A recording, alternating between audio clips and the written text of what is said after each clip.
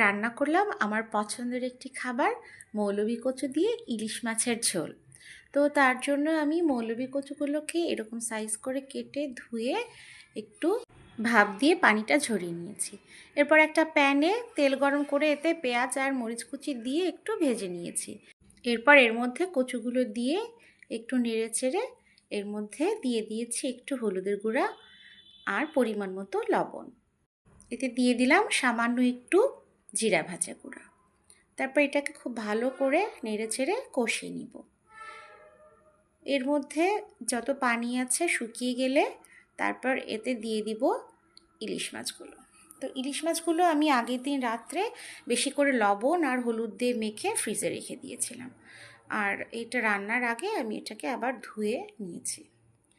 তো এরপরে একটু কষিয়ে পানি দিয়ে দিলাম, পানিটা দিয়ে নেড়ে চেড়ে ঢাকনাটা দিয়ে ঢেকে দিলাম।